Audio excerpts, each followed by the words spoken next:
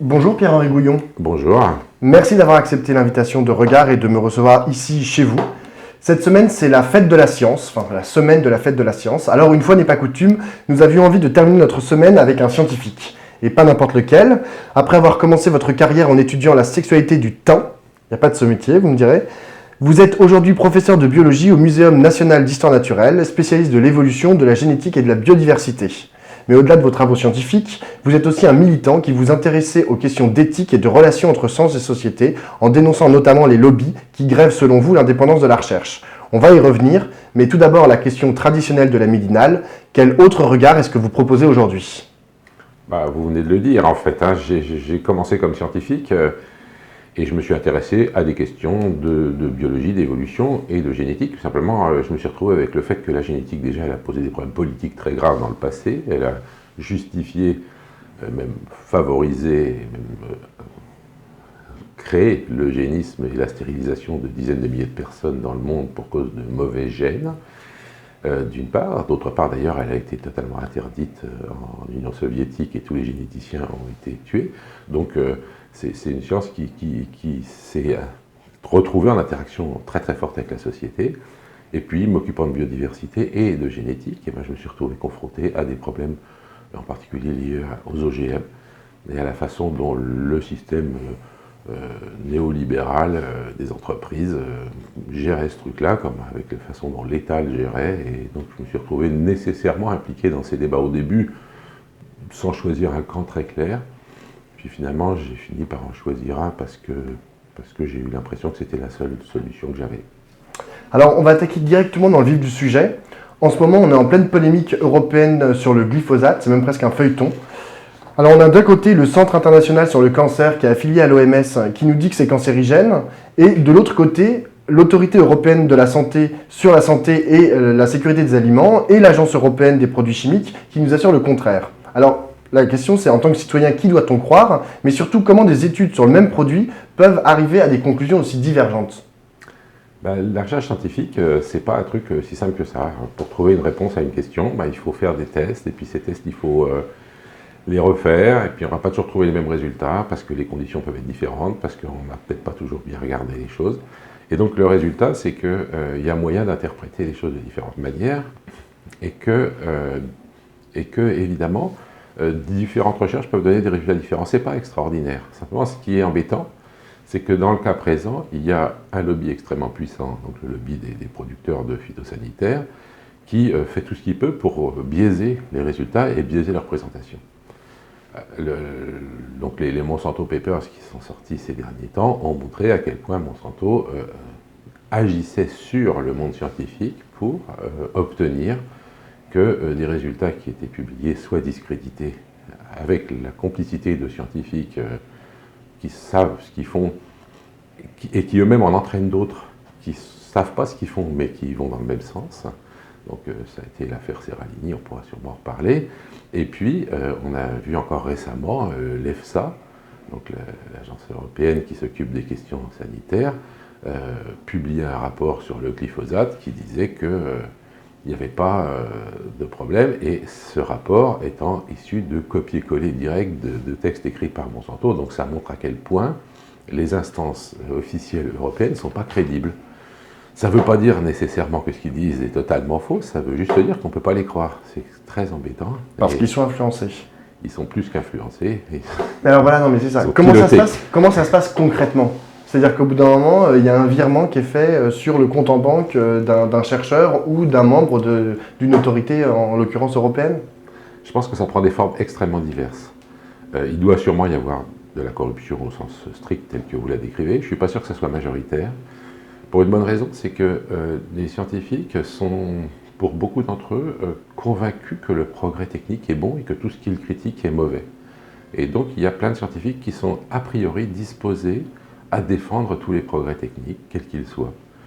Et comme les OGM, c'est un progrès technique pour certains, eh bien, ils pensent qu'il faut les défendre, et comme les OGM résistants au Roundup sont importants, du coup, ça fait partie de tout un système comme ça. Alors, qui plus est, ces scientifiques impliqués dans le système bon, il y a un genre de club qui se fabrique, ils sont invités à des dîners, ils connaissent les patrons des boîtes, etc. Donc le résultat, c'est que progressivement se crée une sorte de complicité de fait entre les dirigeants des entreprises, les communicants, les lobbyistes et puis des scientifiques. Et ça fait le point de départ.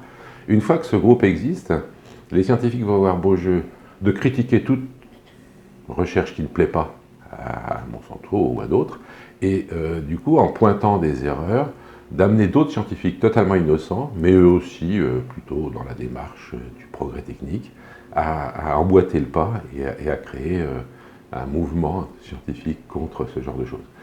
Ajoutons à ça qu'il y a une confusion constamment entretenue, malheureusement pas seulement par les lobbyistes, mais aussi par toute une série de gens bien intentionnés, les ONG, etc., entre le glyphosate et le Roundup. Le glyphosate, c'est le composant majoritaire, du Roundup. Mais dans le Roundup, il y a bien d'autres choses que le glyphosate, et certainement certains problèmes posés par le Roundup sont posés non pas spécifiquement par le glyphosate, mais en partie par les adjuvants qui vont avec le glyphosate et par les interactions entre le glyphosate et ses adjuvants. Tout ça est extrêmement mal étudié, extrêmement mal connu. Mais alors, ce que vous mettez en avant, juste là, dans ce que vous dites, c'est qu'il y a des interactions qui sont des interactions pas fortes entre les différents, entre les scientifiques et les, non mais entre les scientifiques et les grosses industries du type Monsanto. Mais c'est pas des interactions qui sont de type virement ou des valises de cash. Mais donc comment est-ce que puisque c'est juste parce qu'ils végètent dans le même milieu. Et donc comment est-ce qu'on pourrait trouver des solutions pour justement mettre en avant une plus grande indépendance de la recherche? C'est quoi les solutions politiques ou la première chose qui a été faite à l'époque de De Gaulle et qui ne l'est plus, ça a été de décider que la recherche publique devait être financée par le public et pas par le privé. Il est clair qu'à partir du moment où on dit aux laboratoires publics que si jamais ils veulent des crédits, il faut qu'ils s'adressent aux entreprises privées, on crée de fait une liaison forte. Et puis, alors rien ne peut faire plus plaisir aux entreprises qui ont besoin de faire du lobbying. Et tous les gouvernements depuis Pompidou ont été sur cette ligne de plus en plus. Mais alors par exemple, les professeurs ou les chercheurs au CNRS, ils sont exempts de ce type totalement exempts de ce type de pression, puisque eux ils sont 100%... Il n'y a pas que le salaire dans la vie. Bien sûr, le salaire est important et heureusement, nous sommes fonctionnaires encore pour le moment, sauf que le nombre de fonctionnaires, la proportion de fonctionnaires diminue dans la recherche, il y a de plus en plus de contractuels, donc qui vont dépendre de capacité à obtenir des contrats entre particuliers, en particulier avec des entreprises privées, ça c'est déjà un premier point. Mais c'est vrai que mon statut de fonctionnaire et en particulier de prof d'université m'a donné une très grande liberté parce que même si jamais on n'est pas content de ce que je raconte, on ne peut pas me virer, c'est un point important. Seulement, pour faire des recherches, il ne suffit pas d'avoir un salaire, il faut aussi d'avoir des crédits, et les crédits des laboratoires sont essentiellement maintenant issus de contrats. Il n'y a pratiquement plus d'argent qui arrive directement de l'État pour que les labos fassent leurs recherches sans passer par un contrat. Et même quand c'est de l'argent qui vient de l'État, mais à travers un contrat, très souvent les contrats sont donnés en fonction de ce qu'on attend comme bénéfice pour l'industrie française dans ces domaines. Donc de plus en plus, les laboratoires ont besoin de montrer que leur recherche est utile pour l'industrie de manière à avoir des crédits. Et du coup, de s'associer avec des industriels pour obtenir des crédits, y compris de l'État. Alors, tout à l'heure, vous parliez de scientifiques qui sont plutôt technophiles et qui ont toujours envie d'apporter du crédit à toute avancée scientifique, mais il y a d'un autre côté, et à gauche notamment, comme un sentiment de méfiance de plus en plus grand vis-à-vis de toutes les avancées, de beaucoup d'avancées scientifiques et technologiques. Et vous ne pensez pas que ça peut aussi être un problème, ça, une sorte de phobie systématique à une sorte de progrès? Mais absolument, il y a un vrai problème, un espèce de rejet de la science qui est lié à tout ça. C'est pas que à gauche, hein, sincèrement. Je connais des gens qui sont tout à fait à droite et qui supportent plus le milieu scientifique et ce qu'on y dit.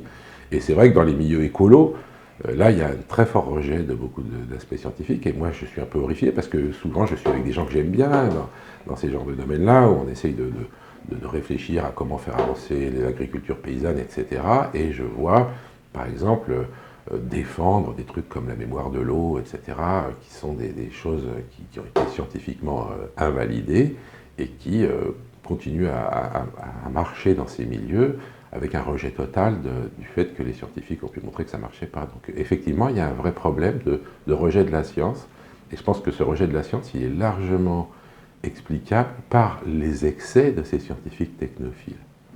Alors, pour prendre un exemple précis, par exemple, l'année dernière, au mois de juillet, une centaine de prix Nobel ont publié un appel pour la reconsidération des OGM et notamment du riz doré.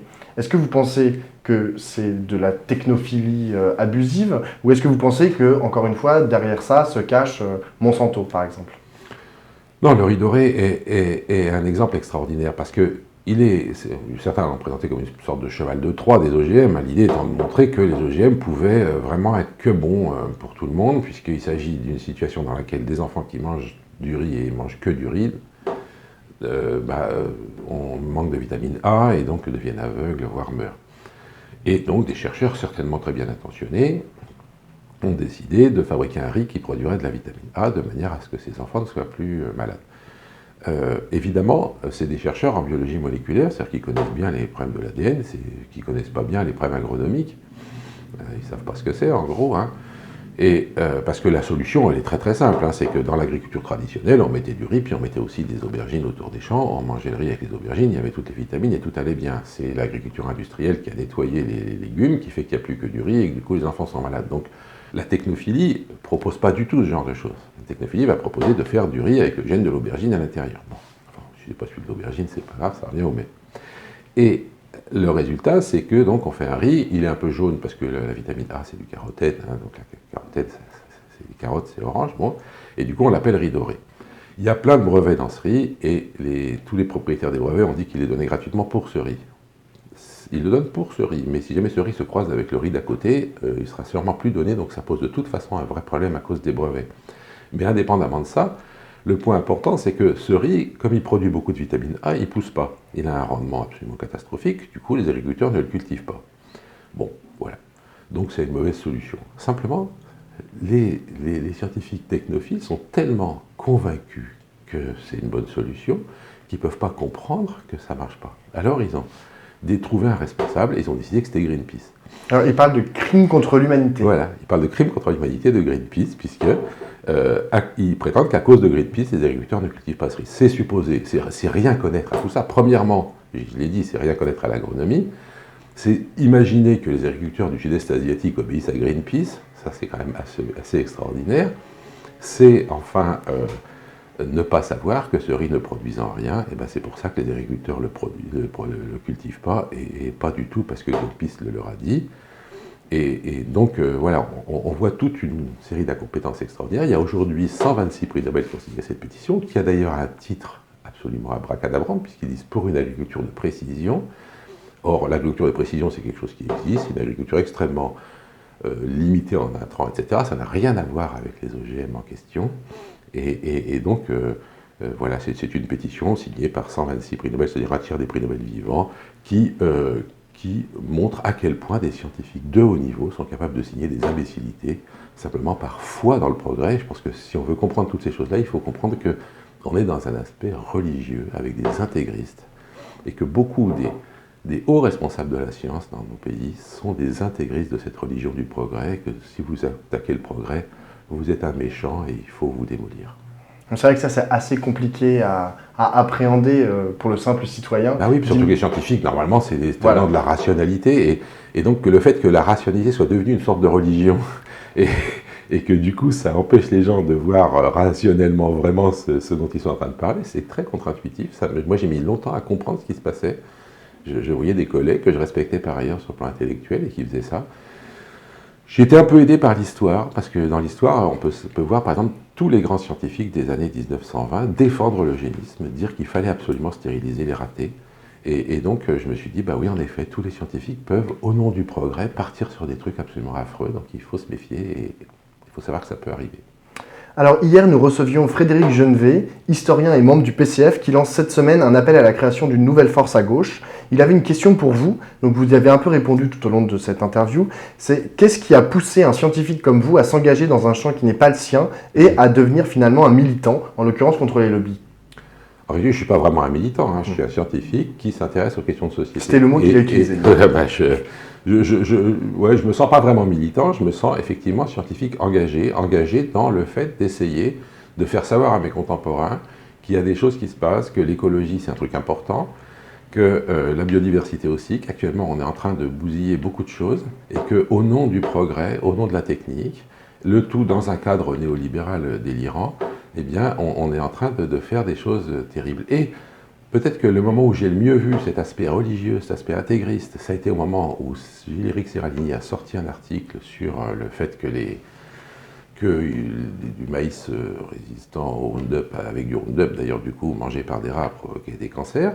On peut attaquer cet article, il n'est pas parfait. Simplement, les autres articles qui disaient le contraire étaient encore pires sur le plan statistique. Or, j'ai vu tout d'un coup les quelques lobbyistes habituels de Monsanto venir attaquer l'article et des centaines de chercheurs français se mettre à critiquer Serralini.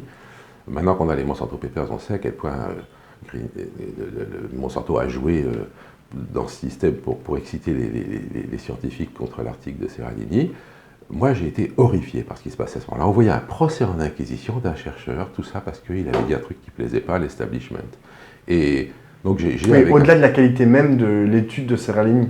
Oui, au-delà de ça, même si j'aime en critique cette étude. D'ailleurs, l'article a été retiré de la publication parce que le journal a accepté que ça soit un lobbyiste de chez Monsanto qui vienne travailler chez eux. Enfin, c'était une histoire incroyable. Elle est bien racontée dans Le Monde ces jours-ci par Stéphane Focard et Stéphane Aurel. Donc, et donc, on voit là quelque chose d'incroyable se produire dans le milieu scientifique.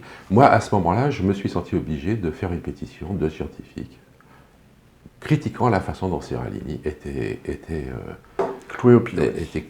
Était placé en tribunal d'inquisition. Et on a quand même été 120 assez grands scientifiques à signer. Et je pense que on est tous très contents maintenant que les Monsanto Papers sont sortis d'avoir signé cette pétition parce qu'on se dit que bon, au moins on a un peu réagi à ce moment-là. Et certains de mes collègues sont toujours un peu frustrés du fait que cette pétition n'a pas eu le succès qu'elle méritait à l'époque. Elle l'aura à titre posthume. Merci beaucoup Pierre-Henri Gouillon d'avoir accepté d'être notre invité pour cette dernière midinale de la semaine. Lundi, nous recevrons Karine Petit, maire du 14e arrondissement, qui vient tout juste de quitter le Parti socialiste pour rejoindre le mouvement de Benoît Hamon. Vous avez une question pour elle ? Oh bah oui, je peux lui en poser une. Je pourrais lui demander si elle pense vraiment, ayant appartenu longtemps au Parti socialiste tel qu'il est, si le système néolibéral actuel est capable de gérer les questions d'environnement et de société qui se posent à nous aujourd'hui. D'accord, je lui poserai la question. Merci beaucoup.